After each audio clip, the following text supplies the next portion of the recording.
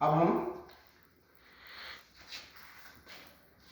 Compound screw Jack के ऊपर practical करेंगे। To determine the mechanical advantage, velocity ratio and efficiency of compound screw jack. Compound screw jack बहुत थोड़े से effort से बहुत ज़्यादा लोड उठाता है। सिंपल स्क्रू जैक इफर्ट्स ज़्यादा करना पड़ता है तो भी लोड उठाता है। ट्रक उठाने वाले जो जैक आते हैं वो सिंपल स्क्रू जैक होते हैं, जिससे हम 20 टन, 18 टन, 25 टन तक उठाते हैं। तो ये हमारा स्क्रू जैक बहुत ही अच्छे किस्म का कंपाउंड स्क्रू जैक का सैंपल है। कंपाउंड स्क्रू जैक में वार्म एंड वार्म व्हील ये दिया हुआ है। ये है वार्म गियर, ये वार्म व्हील गियर।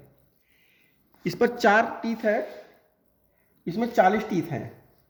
जो वार्म गियर है इसमें 40 टीथ हैं। अब हम जब इसको एक चक्कर घुमाते हैं तो ये एक टीथ आगे बढ़ता है। इस व्हील के एक चक्कर लगाने पर केवल एक टीथ आगे बढ़ रहा है और है ये 40 टीथ का। जब ये 40 टीथ एक राउंड मार लेता है तो हमारा जो इसको उठाने वाला जो रॉड है, जो कि नीचे ये दिखा रहा है, ये रॉड, ये एक टीथ आगे उठता है। एक टीथ मीन्स इसका जो लीड स्क्रू है, इसका जो पिच है वो 1 सेंटीमीटर है। 1 सेंटीमीटर इसका पिच है। जब ये 40 राउंड मारता है तो ये 1 सेंटीमीटर ऊपर उठता है। लोड इसके ऊपर रखा जाता है और प्रयास हमारा इस डिस्क में यहाँ पर पैन में होता है।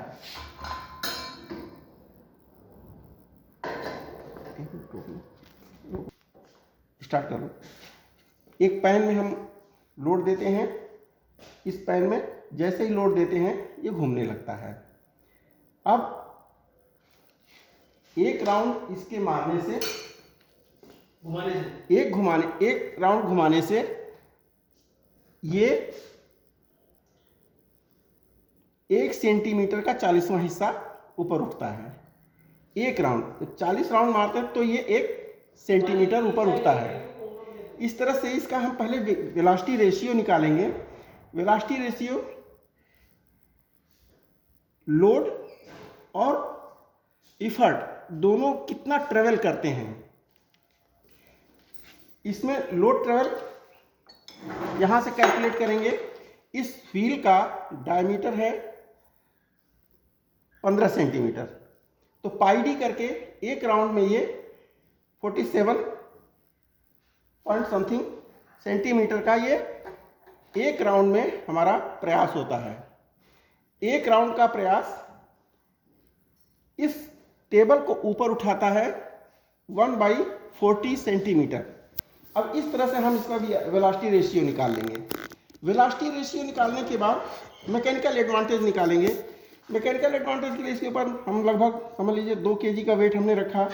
फिर पैन में हमने लगभग 200 ग्राम हमने रख दिया, ये उठने लगा।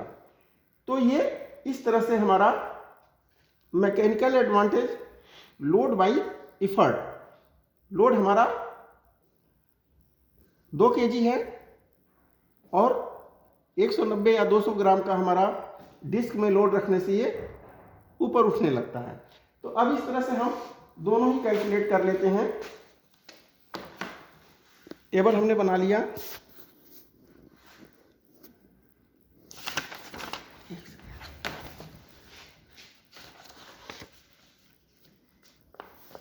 इस तरह से हम वेलोसिटी रेशियो हम कैलकुलेट करेंगे। Distance moved by the effort ये बहुत ज़्यादा होता है। Distance moved by the load जो हम उसके ऊपर भार रखे हैं वो बहुत कम होता है। और ये कैलकुलेशन हमने यहाँ पर करके रखा हुआ है। Distance travel by load 1 centimetre, distance travel by effort pi D 3.14 into 15 centimetre. इस तरह से ये इतने सेंटीमीटर ट्रेवल बाय लोड फिर निकालना होगा। ये हमारा ट्रेवल बाई इफर्ट हो गया, ये ट्रेवल बाई इफर्ट है। ट्रेवल बाई लोड निकालने के लिए हमें 1/40 सेंटीमीटर 1 राउंड में ये उठता है।